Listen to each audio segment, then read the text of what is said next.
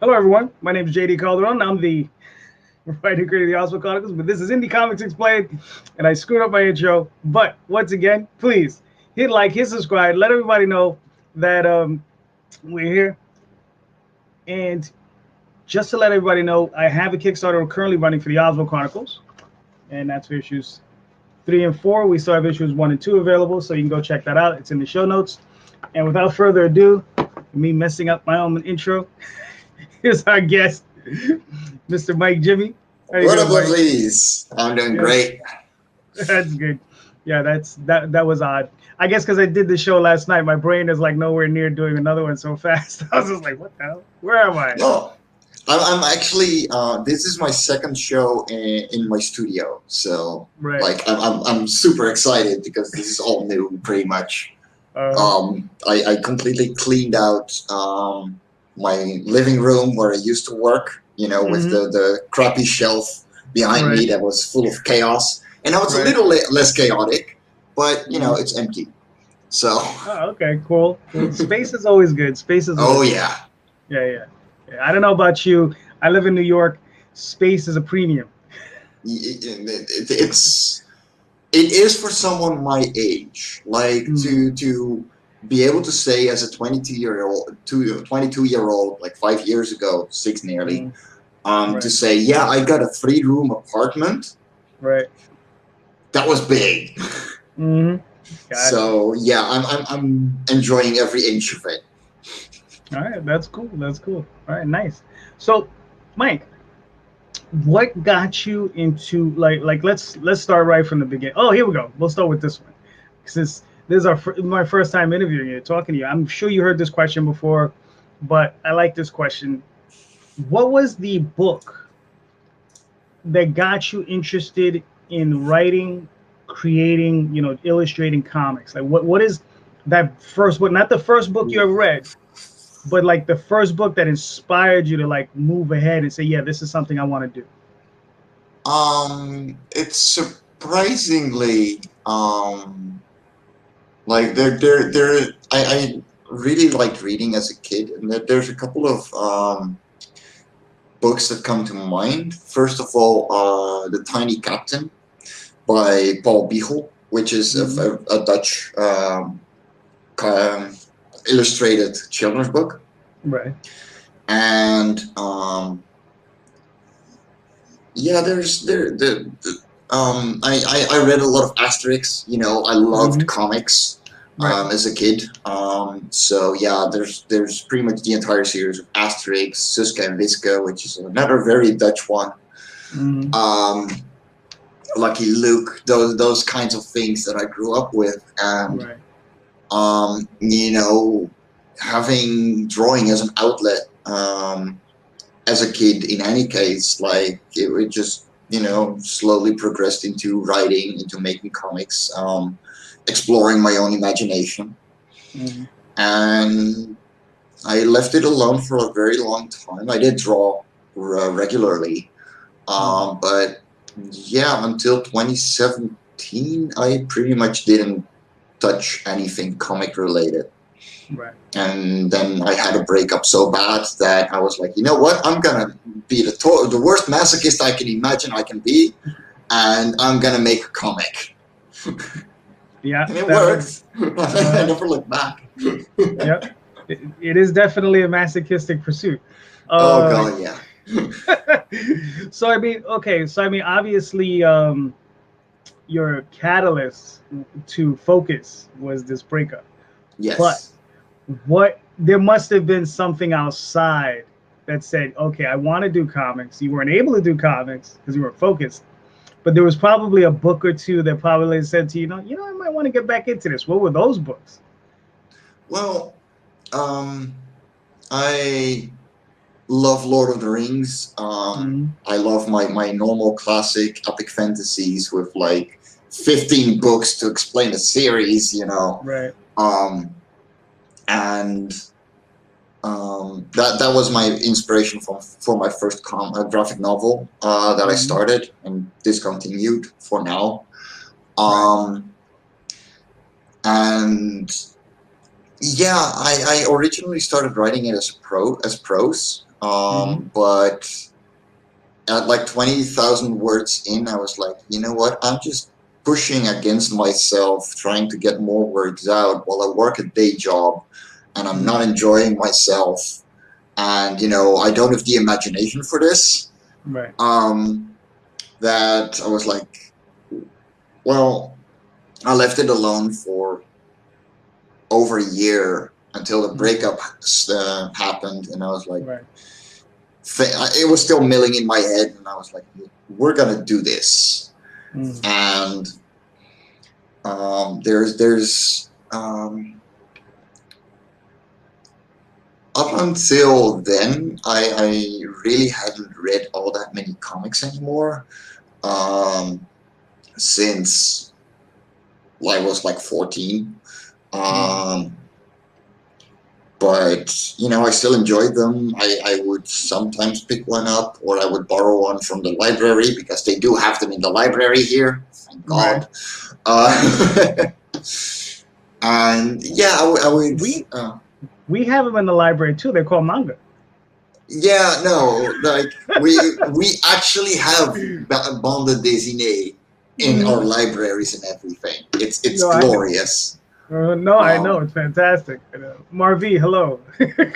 hey, so Marvy called me like 5 minutes, like literally when you sent me the link to the StreamYard, Oh, gotcha.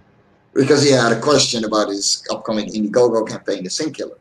And Mm. I was like, dude, I'm so sorry, but I really have to go. Uh, mhm. Yeah, it happens. But yeah, no, there's the want to make a comic has always been very big with me. Mhm. Because I had a big example with my sister, who is a published author. Like, Right. she won a writing contest for 100,000 words story, for 100,000 word story, when she was only 16. Oh. Got it published. Mhm. Um, I think she published like 5 books in total, and then Mhm. completely let it go and focused on other things in her life. And I'm like, yeah, well, you know what? Looking back, it was too easy. Like, she was Right. good. She knew she was good. She wanted a challenge. Mhm. And compared that to me, where up until, say, 5 years ago, I pretty much sucked at art. Mhm. It gives me a lot more drive to be improving constantly, where she won everything already anyway, and Right. I had to just work and work and work for it. Mhm. So that drive and discipline with me is a lot stronger, and it didn't keep me from going, I'm not good enough. It's, we're gonna do this thing, we're gonna get it published, whether it's through a publisher or through myself, and we are going to um, just finish, get better the next time. Right. And that has been pretty much a mantra my entire life. Just, finish the Mhm. thing and move on, because no use in hanging on Right. it. And yeah, so I started doing that thing, like Sage of Sunset. Look it up on tapas.io. Like, it's still there. It's over 100 pages. It's not finished. Right. Um, But through that, I met my last ex, who was a writer, who was Mhm. writing a web novel, and we got into contact and everything. Right. And at once she was living here, at some point, I was like, I want to make a true fantasy, Mhm. and no humanoids, because I suck at fucking human Sorry, anatomy. people. Yeah, exactly. Yeah. Um, and we started brainstorming, and out of that came Love and Coral 1, and we made issue 1 really, really fast, like only 3 months, and the 22 Right. page issue was done. Right.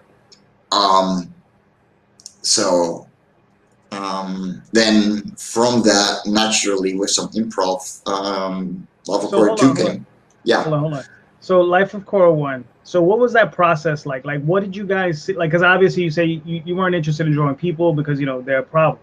So I mean, what was the process like? Like what did you guys discuss? Like where were you looking at? Like what were the types of things you were referring to? So we wanted, we started brainstorming the world mainly, Hmm. and we're like, okay, this is a pretty improbable and funny world. Hmm. Um, what kind of creatures would live here, and how would they name things for themselves? How would they what kind of customs would they have? What kind of legends? What would they tell around their fire? Except there's no fire on Korra, but Right. what would they be talking about? And so we made two fake alphabets. I started designing the creatures, and they are somewhere in a shelf here in one of my sketchbooks, where they're hyper realistic compared to what you're seeing in the comics. Hmm.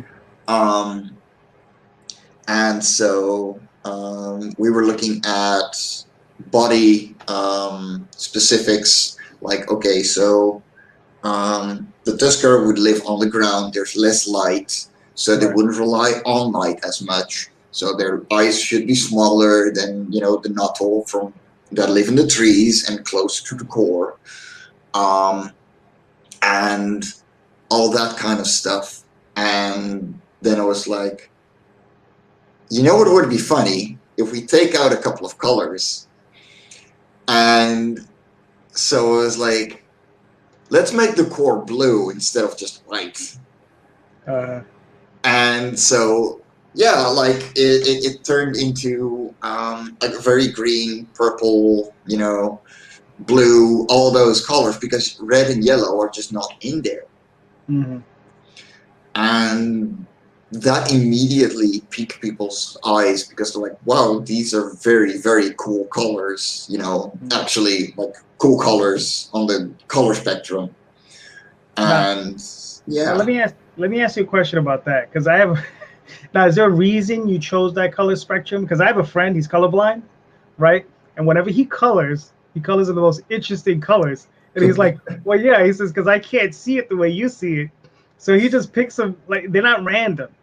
It's just the way he sees it. Yeah. So he sees, like, I think it was purple and yellow. And I was like, I had never seen that combination put together the way he had done it.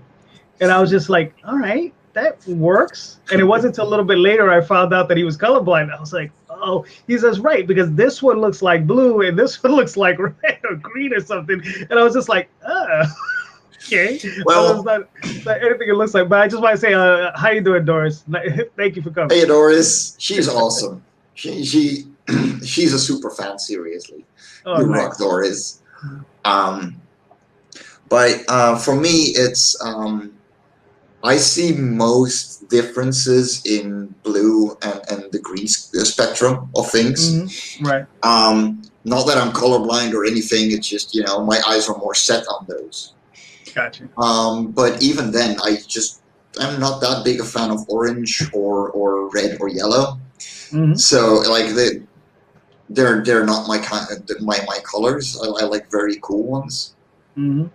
And for the world, the way we made it, it actually made more sense to do it like this, Right. because it made it feel desolate while we're trying to very much make this world feel alive. And so through the creatures that we put in the backgrounds, and just having the story focus on the creatures rather than the world, Right.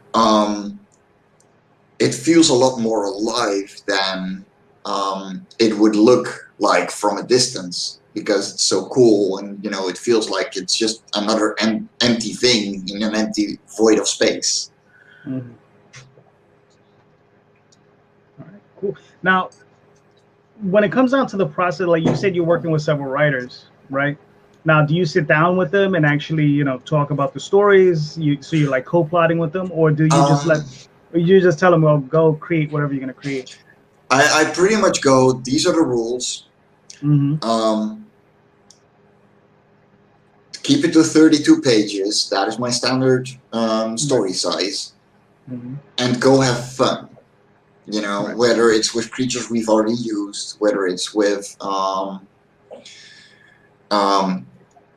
people or no people with characters we've already seen. If it's a new creature and main character, that's fine. But have fun. Right. And because they are so open in the sandbox, Mm-hmm. they're world building along with me. Right. And for a big part, I get the story idea, I get the creature descriptions, I go over those as an editor, going, okay, like this wouldn't work for the story, you know, you might want to change this a bit, these colors wouldn't fit in the world.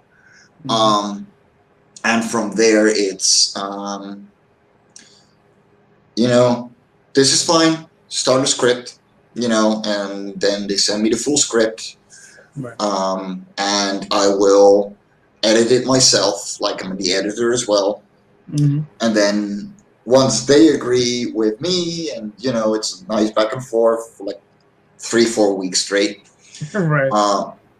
then I get to work. You know, I start thumbnailing, I start pencils, inks, all that jazz. Try to keep up with my colorist, who is way faster than I am.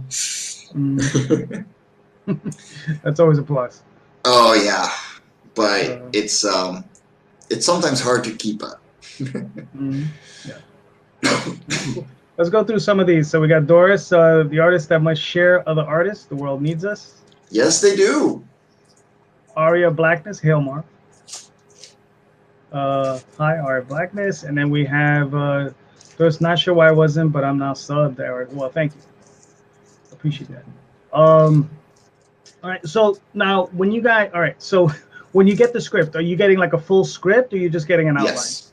No, I'm getting You're a getting full a full script. Oh, They okay. send me the outline with the creature description if they have a new creature, Mm-hmm. or one of my Martin will send me a page by page description of what happens in you know, per page on the story. Right. After his story idea, like he wants that extra step. Kimberly will just rush into the script and get stuck halfway, ask for my advice, and finish Right. the other half in a week later. Mm-hmm. And yeah, there's no wrong ways for me to work with. Like they can do whatever they want on that regard. Right. I just want a story that we can both be proud of. And so far, they're doing a wonderful job, and it's incredible to work with them. Awesome. All right. Cool. Now let me ask you this: you're on IGG. Have all of your books gone through just IGG? No.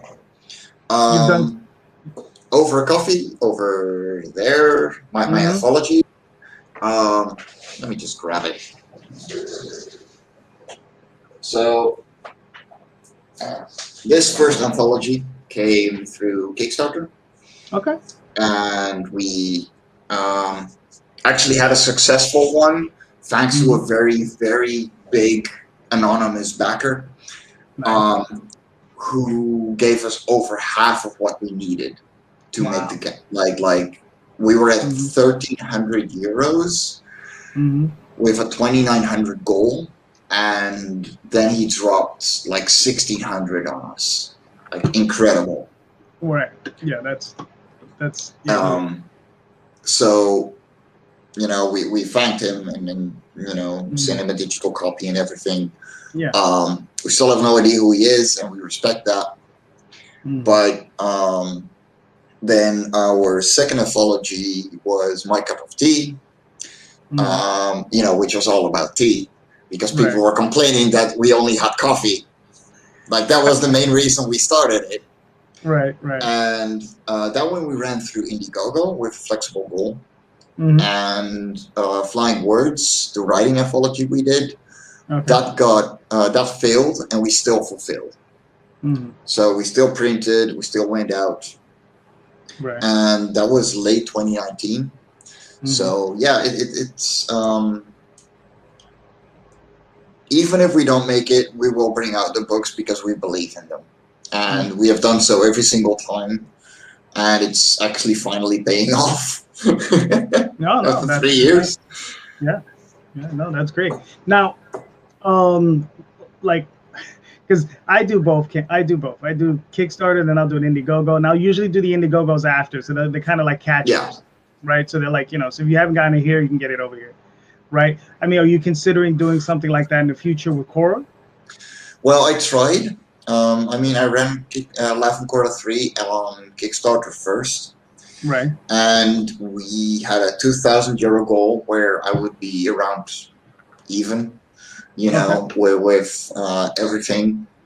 But we only made 700 or 700 something euros out Right. of that 2,000 goal.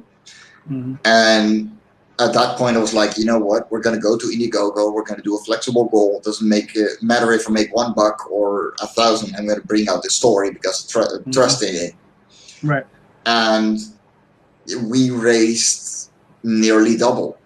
Right. I still had to pay some extra, to ship it out and everything. I don't Mm-hmm. care. I'm willing to invest all that Right. because that's how you build trust. Yeah. Everything came on time. There's a few backers that have their packages lost in the mail, and I was like, yeah, well, you're gonna get it with Life in Korra 4, you Mm-hmm.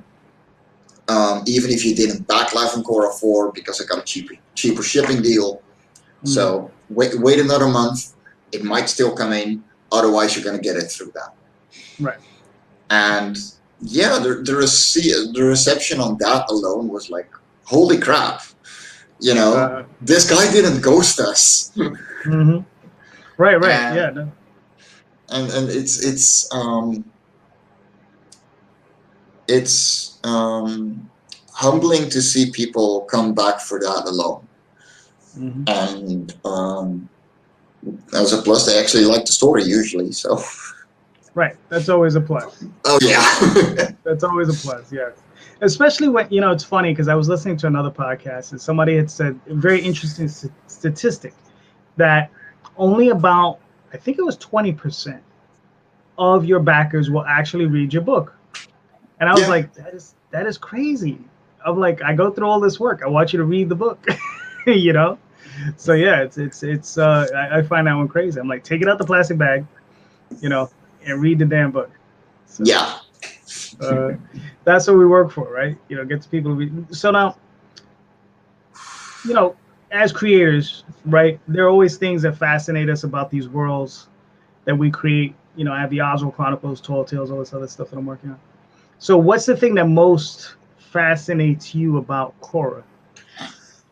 Oh, How oh, to and let me add this. And would if you had the if it was available to you, would you go visit? no. The not because I wouldn't be able to go there or whatever, Hmm. but because there's a lower gravity, because it's centrifugal gravity, Hmm. and so it would differ, and I would pretty much be stuck in like a few hundred yards apart, Hmm. for me to not break my bones Right. or float into space. Hmm. Gotcha. Um, like my favorite thing about it is the way I made it work. Hmm. I wrote essays about this in the background, and um, because there is no magic, like that's Right. something that a lot of people don't see in the comics. But there is no magic. Every single thing in there has to be explained Hmm. or be explainable. Right. And there have been some questions by some interviewers where I went, I don't know how to solve that. Hold Hmm. on, I'm gonna take tomorrow on this. Right. Got you. All right, that's cool. Now, let me pull up. I'm gonna pull up your campaign.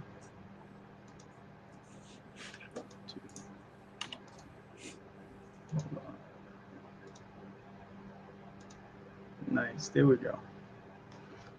Cool. You got you're all right. You got 3 days left. Yep. You're 27.98. Nice.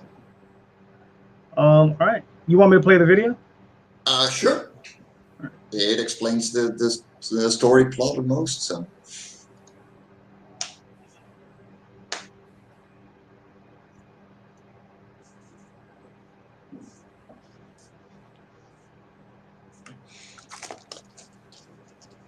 So, since there's no music anyway, Lava Core 4 is following the Mishes, who have a very strict society in that they have their inner talent ritual, which defines the individual's inner talent, and that defines everything they will do for the rest of their lives. So who they hang around with, what kind of job they have, or it really is just a definition of their lives. And so story is about the individual going against that and looking for a way to work through that in a way that won't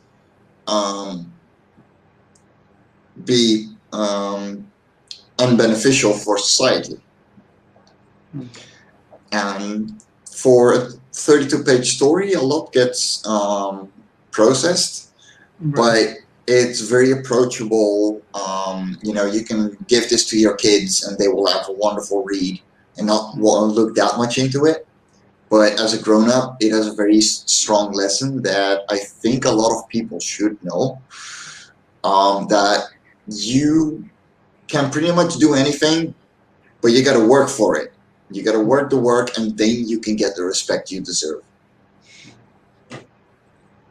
Nice.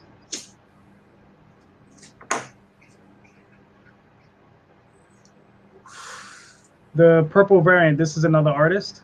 Yes, this is Nina Daisy Aberlane, who is a wonderful friend of mine. She is doing the comic Sunrise Blossom right now on Indiegogo. It's in demand.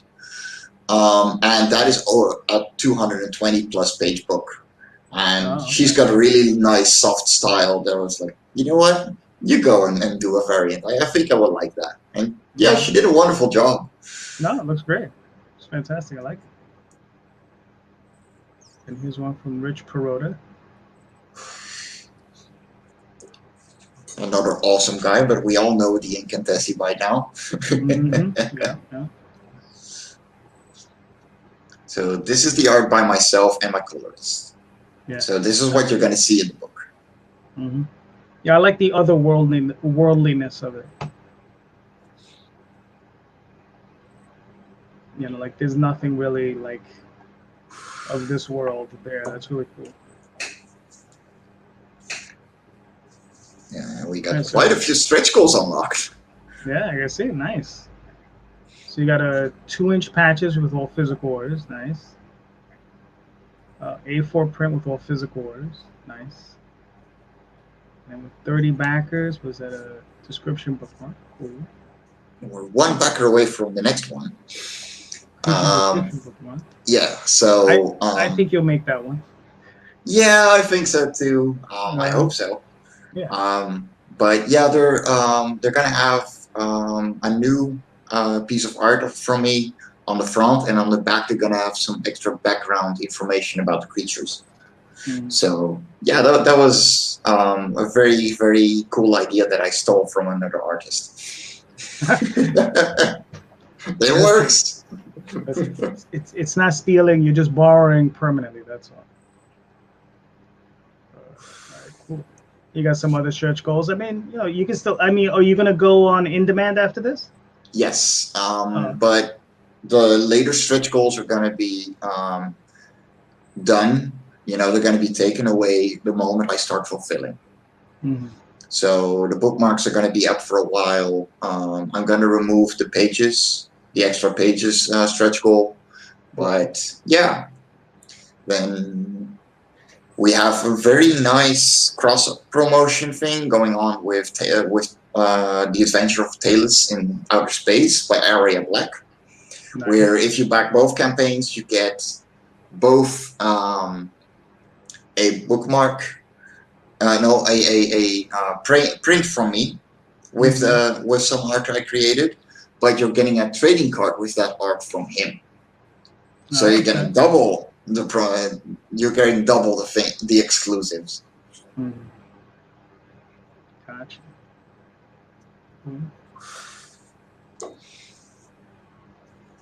Is this okay? If for black and white commission, okay, cool. So that's 8 1/4 by 11, if I remember correctly. And then A3 is 11 by 16 1/2.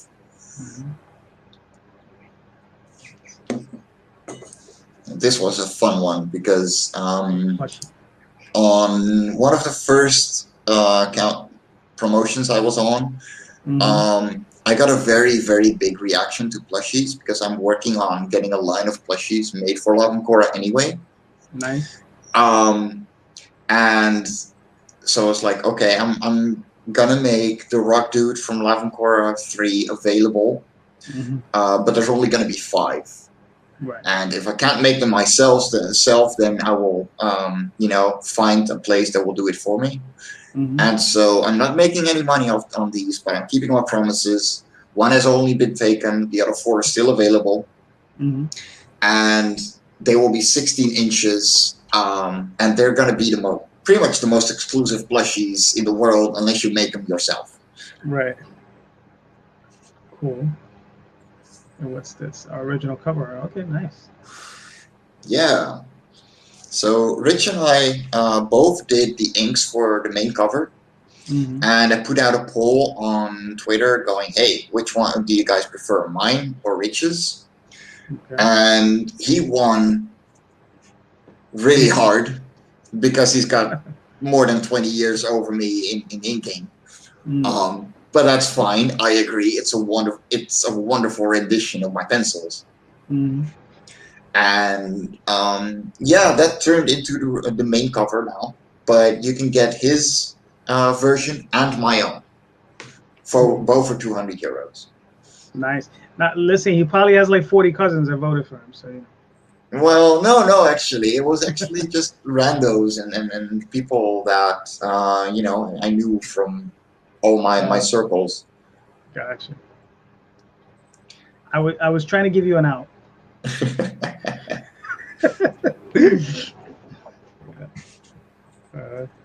There you go. So there you are, your colorist and your writer. Yes. Nice. All right, cool. Yeah, I mean, it looks really, really nice. I mean, you got what, 3 more days? Yeah, and we're one backer away from the next stretch goal. I want to unlock the next bookmark. I want to unlock all of them. That would be awesome. Right. But yeah, we're doing good, and it's nearly double what I made on the previous campaign. I'm in the clouds. Right. Hold on. Let's see. We got. Everyone, I'm listening, so I'm not watching the chat. I've got a campaign to do. Take care. Yeah, that's okay. From Ray J. Hello, JD. Hello, Mike. Hey. What's up, ladies? I don't know which one it is or both of them. Yeah, I know. It's never sure. Yeah. And there's Doris. Hello, Ray J. It's all awesome. Cool. So, now, with this, now, how many issues do you think Cora is going to go on for? Like, do you have a set? No, I'm gonna just keep going on this. Like even my writers are like, yeah, if we're sick of working with him at some point, then he's gonna find new people to keep working on this. Because I'm having too much fun. And hey, Glenn. Yep. What's up, Glenn? How you doing? I'm just having too much fun. I got scripts up to Lavencora 10 right now. Oh, okay. Wow, nice. Okay, cool. So, I'm set for a while. It's just me trying to keep up. Right. Gotcha. I also want to start going bi-monthly on Mm-hmm. this series. So every 2 months, I want to have a new 32-page story to bring out. Right. That's going to be mostly depending on how crowdfunding is going to go. But, and of course, if conventions are coming back, because then I will be able to sustain everything going on around here in Mm-hmm. order to keep creating. Right. Have a good one, Marv. Take care. Say sorry, I've got to go. Take it Take easy, care. lovelies. Take it easy, Marv. Mm-hmm. Listen to this. Listen here, Mike. Why are you on JD? I'll be honest with you. I'll be honest with you. He asked. So, Glenn, I'll set up in a week. We'll do this. There we go. I There you asked. go. That's the best way to Exactly. do it. That's the best way to do it. That's true. That's true. The thing is that like I'll sometimes skip weeks of interviewing people. Like I'll take a week off and like I'll just you know. So yeah. Oh, this yeah. All right, and then he laughs. So, but yeah, it's yeah. I sometimes take a little time off because I do a Sunday show where I have a group of people on. So, and then Yeah, I fair. figure that sometimes covers the stretch. But yeah, I got to get Glenn on. I've been meaning to have Yes. him and a few other people. So Glenn is such a huge just mountain of information and nothing but respect for that. yeah, no, It's he's awesome. yeah. He's been around. He's been around. Oh yeah. Mhm. Now, all right. So let me ask you this one, and then we'll hold on with a second. Yeah. Well, I already asked you that question. So yeah, let me ask you this: what do you do to recharge? Because you're doing a lot of work and you're working constantly, right? So so what do you do for yourself I to recharge? I go on shows, Hmm. surprisingly. Being on a camera actually lifts me up a lot. Okay, cool. Because it gives me a break from, I turn off all social media. I have to turn off Discord and, just focus. Hmm. Um, I'll go on nice long bike rides. I'm in the Netherlands. If you don't have a Hmm. bike, you're weird. And Nice. and yeah, no, I'm pretty close to the beach. So if I don't feel like cycling, I'll just go walking there because you got endless forests around Right. there with the dunes. Nice. And yeah, I just like going out in nature and just be on my own. That's the best part. Cool. Now, what part of the process, of the creative process, you enjoy the most? I like, Inking, creating the comic, inking. Okay. definitely inking. Uh, I just love working with inks hmm. because with pencils I'll do it digitally and I can erase and I can fix and everything. But once I'm done Hmm. with once I'm inking, the line that I put down is there, Hmm. and it makes me constantly move on, Right. and that is very liberating Hmm. because it's done. It hasn't. I send it out to the colorist. It's no Right. longer mine. Hmm. Now, who's your favorite inker? Ooh, God, I'd have to look up his name Hmm. for 1 second. He did a wonderful job. I'll mute myself for a second because I'm typing. Oh, great. Let's type it. He's looking up his favorite inker. It's gonna be Rob Liefeld. Watch. Jean Van Ham, and he was the original artist for the Hmm. Schninkel, Okay. and that is a book from the early 90s, Hmm. a graphic novel that is pretty much has a cult following right now, and the the quality of the work in there is so Hmm. phenomenal because they print on A4 as well. You can see Right. it's been done on A2 originally. Hmm. The amount of detail in there, but the quality of that line work and where they put them down, how they use their black and white is so phenomenal that I just go back to that book once in a while just to look at the quality of the inks. Right. It's that good. All right, cool. Oh, did you see that? This thing is acting so weird. Doris says all his inkers are like, what? Well, no, because I don't have an inker. I am the inker and pencil of Lavacora. Yeah. You know, gotcha. It's my own work. It's the part I'm proud of. No, that's really cool. Now, all right, so we've been at this for a little bit. We're close to the end, but we're not there just yet. So, you know, we're coming up on it. But before I ask you all my goofy questions, please, Mike, let everybody know where they can find you and your work. So you can find me on @and_ends on Twitter.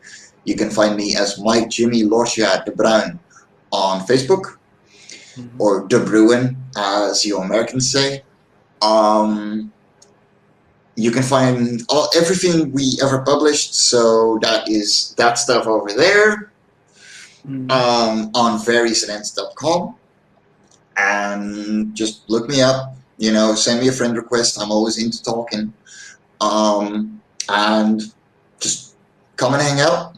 I'm on YouTube too, as the same full name, like Jimmy Lortia de Bruin. And once in a while I do things, and just earlier today I did a studio tour, you know, for the work in progress so far. And yeah, just look me up. I'm always around. All right, cool.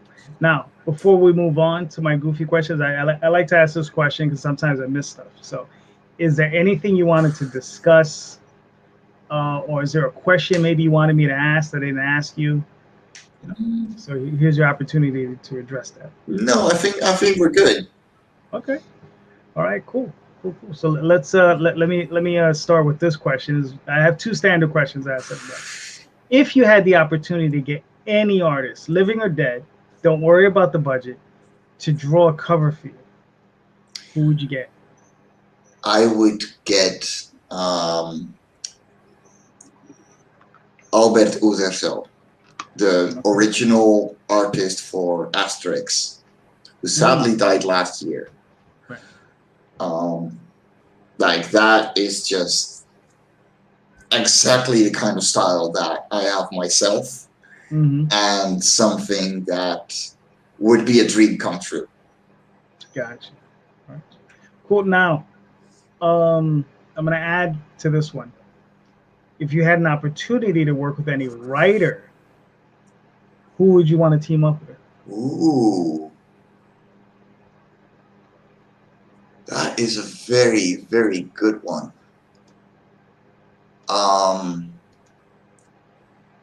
I would have loved to do anything with Terry Pratchett or Neil Gaiman.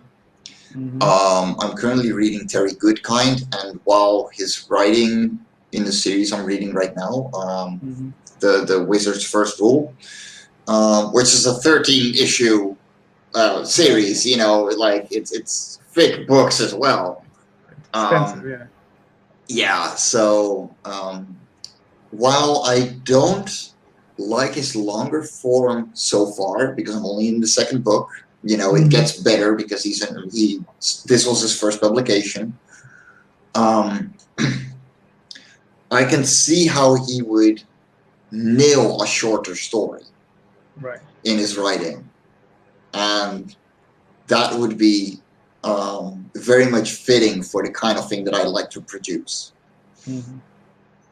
Gotcha. Doris says she was kidding.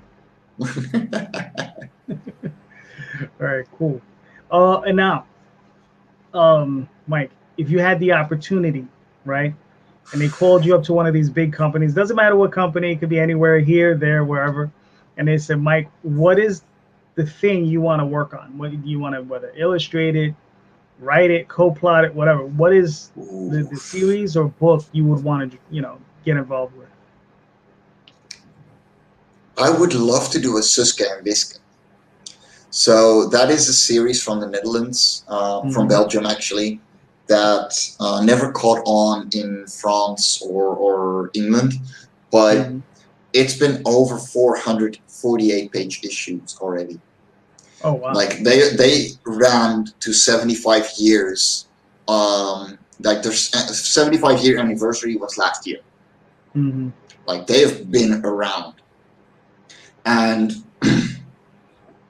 that would be a total honor to be working on, whether it's an homage or a full issue. That would be incredible to be part of that legacy. Cool. Yeah, yeah, I'm an American. We know Spider-Man. Um, Yeah.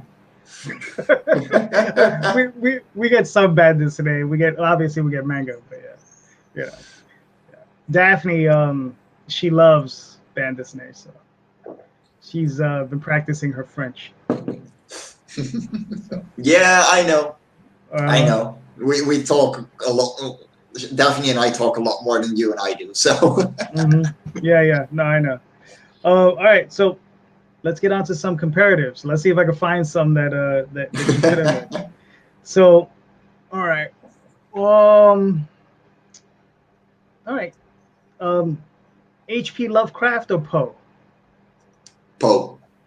Okay, okay. Any particular reason? Um,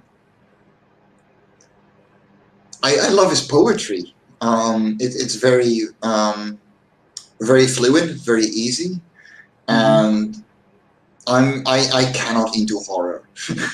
Oh, okay, Like, gotcha. um, give me any type of horror, like even scary movie from the early 2000s made me have nightmares. Like, I Okay. cannot handle horror. Uh, gotcha. Okay, fair enough. Fair enough. Um, hmm. Asimov or Heinlein? Um, I'm only slightly familiar with Asimov's work. Heinlein does Mhm. not ring a bell at all. Okay, Robert H. Heinlein. You might want if you check out anything of his, I would say check out Starship Troopers. Oh, okay. No, Yeah, right. then Asimov definitely because he Okay. worked on Well, Doctor Who. yeah. No. But what's funny is if you ever saw the movie Starship Troopers, it's only tangentially like the book. Yeah. Yeah. That's usually the case, though, especially Yeah. for older movies like that. hmm Yeah. That's the funniest thing. It's only tangentially. So Harry Potter or Narnia?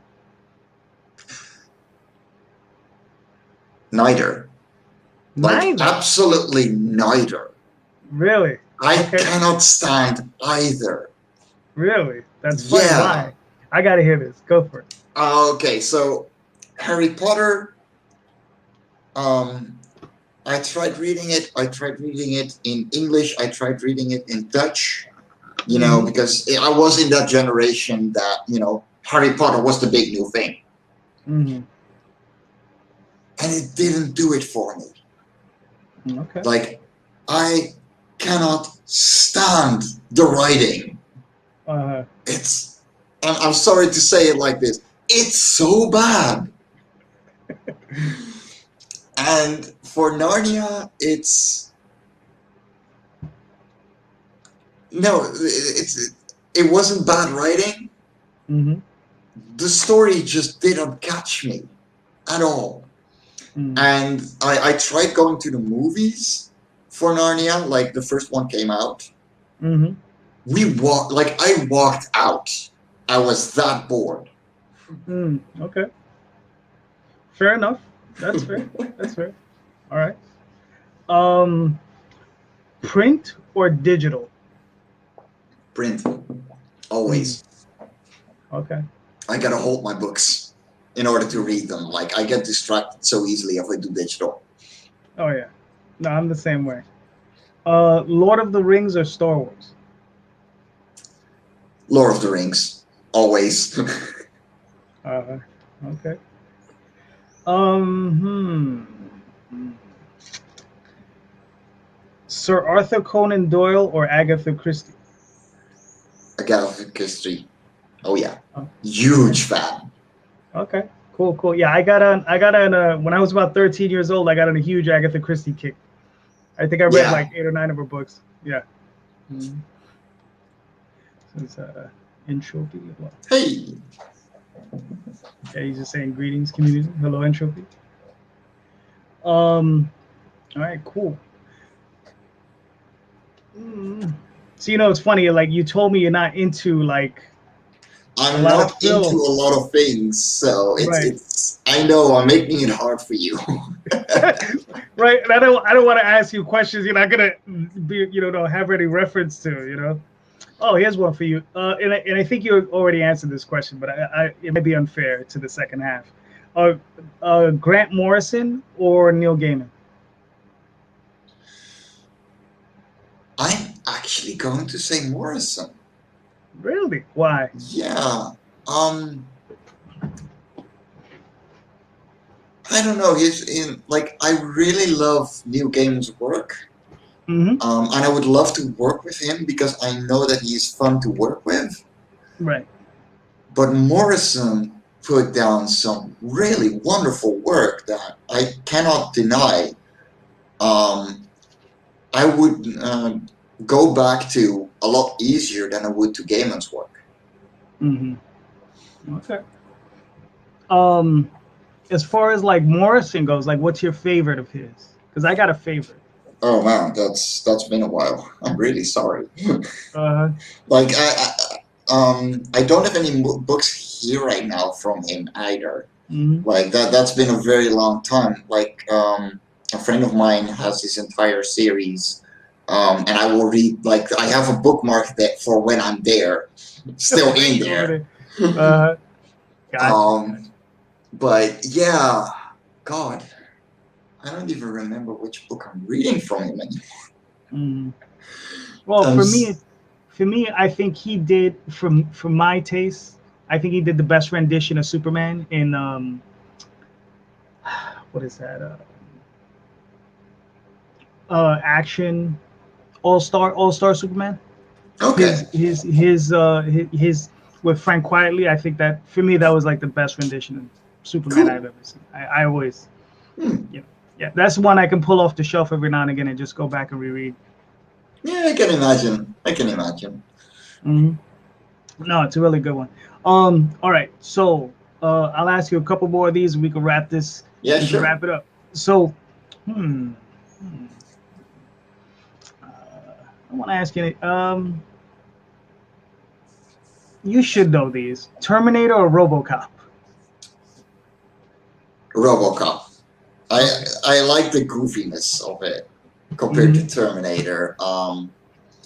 And I think Terminator went like kind of went down after the second one, and Right. RoboCop because it was its own contained thing. I mean, I think there was RoboCop too, but it's dead. To all Hmm. the fans that I've never seen it. Being self-contained, it was a ton of fun, and it hit that thing with me. Hmm. Okay. Okay. Fair enough. Disney, Pixar, or anime. Anime. Okay. All right. I don't like 3D animation all that much. Not Hmm. that I don't think it's any easier or whatever. It has my respect, Hmm. but a lot of the visuals that they use the last 10 years just don't hit me. Gotcha. Now let me ask you this. This has nothing to do with any of these comparatives. Because one of the things I've been doing, and it's sometimes hard to track down, is Europe produces a lot of good animated movies. Not Yeah, very few people know about them. I was going to ask you, what's your favorite European, film, animated film? Asterix and the Big Fight. Okay, I've never Trust seen them. me.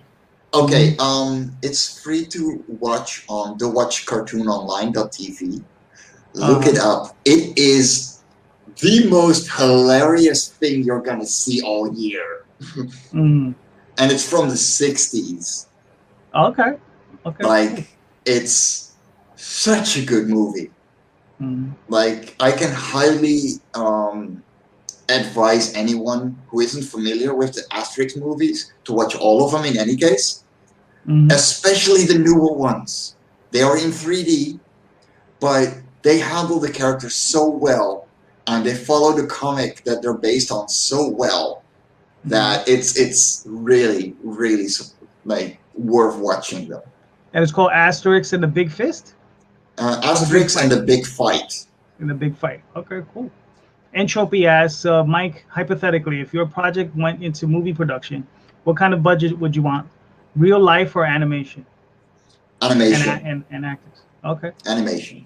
Well, the Mm-hmm. thing is, like, the way I'm making Love and Korra anyway, it would be very easy to make it into a children's series, you know. Right. Um, Not the intention, but it could be. Mm-hmm. If it were to be a full movie production, it would be more like an animated documentary, Mm-hmm. because there would be no way to make a full movie out of the small stories that I'm putting into it with all the different kind of creatures. Right. Gotcha. That's a good question, though. I like that. It is. It is. Now he's asking also, do you have any actors that you want, or maybe like a voice actor? I don't know, like James Earl Jones. No, I wouldn't know any. Oh, okay. Yeah. You did mention you don't remember. No, I suck at names. Uh, gotcha. Um. All right. Cool. I had a last question, and of course, oh right, this is one. What like you see the one thing I find fascinating, you being in Europe, your tastes in comics is so different, right? Because you just grew up in a different atmosphere, different books, so that's what it is. What's the book that when it comes out, right, you have to run and get it? Um, that would be the new Lucky Lukes right Lucky now. Luke's. Okay. Like I will get the Asterixes too, but Mhm. since the original writer died, it's lost its flair. Mhm. So I'll wait a couple of months and it'll be cheaper because I don't need that first print run anymore. Right. Because the new writer isn't bad, he just doesn't hit the mark that the originals could. Mhm. Gotcha. All right, cool. And then Entropy has one last question, and we're going to wrap it up. What company would you desire to handle the project? Ooh. Yeah, that's a tough one. Yeah. Yeah, mainly because I wouldn't, like, I know the big ones, but they wouldn't take it like that, I don't think. So I really wouldn't know, honestly. Yeah, no. Yeah. It's a tough one because I wouldn't even be able to answer that question for my stuff. I'd be like, No. yeah, exactly. Yeah. It'd be like, okay, I don't. Yeah. All right, cool. Well, Mike, we made it to the end. Which is Woo! always good. Yes. So now, please, Mike, one more time, let everybody know where they can find you and your work. So find me on Twitter at and_ents. You can find me on variousanents.com, where we have all the published stuff from there. You can find me on Facebook as Mike Jimmy Lortia the band, and on Indiegogo, of course, Life and Korra 4 in their talents. And yeah, take it easy, lovelies. Thanks for having me, JD. That was awesome. Listen, man, thank you. And, Entropy says, as always, great interview, JD. Thank you. Yeah, it was. I don't know. I'm trying. No, it's something else because you're going deeper into the person rather than the project. Right. Because a lot of them will be just shilling streams, Mhm. and it's fun, Yeah. and being able to talk a little more thoroughly about how the person got there instead of their new shiny thing. Right. Yeah. I mean, the way I do this show, because I've never read any of your work, right? And I have a lot of people. Sometimes they'll send me stuff, and I'm like, no, I don't want to see any of your stuff. I want to discover what's going on, with the person. That's why I do. That's why I have this format and this style. So I just try to do. No, but that's awesome. It's perfect. Yeah. And then for the second, we'll eventually do a second interview, 6 months from now, and then that one will be a little bit more about, process and Yeah. what's currently going on and that sort of thing. You know. Well, that was a funny thing too. Like I knew the Oswald Chronicles Mm, way back. Like we're talking 5 or 6 years back, seeing it come by on Twitter and Facebook and right. everything, not knowing it was you. Oh, gotcha. You know, Mm, same with Tall Tales and everything. Like, mm, I think I found Tall Tales on Top Web Comics or something right. Yeah. way back. You Mm, know, yeah. and to finally meet the artist, you know, with a style that the artist and writer with things that I really enjoy, you Mm, know, but never could get in my own hands because I couldn't back any project yet. right. Right. Mm, That's fun, yeah. Yeah. you No. know. No. Yeah. Yeah. This process of meeting people and interviewing people has been like enjoyable because I don't think I've ever would have met you any other way, No, right? I don't think unless you show up in New York Comic Con or some other yeah, crazy convention. I don't know if I'll ever end up in. Well, I will hopefully one day end up in Norway. I don't know if I'll end up at a Comic Con in Norway, but you know. well, that's the thing. They don't have many cons in Norway, but they do have them in the Netherlands, and that's where I am. So Oh, you you're in would the be Netherlands. visiting Jake. You would be Okay. visiting Jake Pfister. Gotcha. Sorry about that. Yeah, No, it's cool. like I It's said, cool. We always have that. yeah, from the U. Like I said, from the U.S. So, we're like Jersey. Yeah.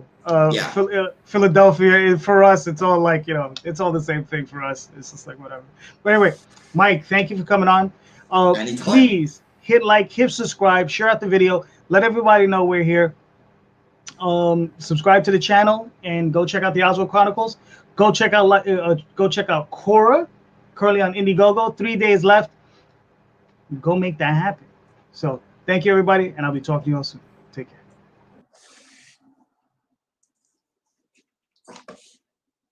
And he clicked the wrong button. I can know because I've done it myself. So, lovelies, welcome to Technical Difficulties with my No, Jimmy. it's funny. I was just talking about this last night. I hit the wrong damn button. So I anyway, know. one more time. Have a good one, guys. Take it easy, lovelies.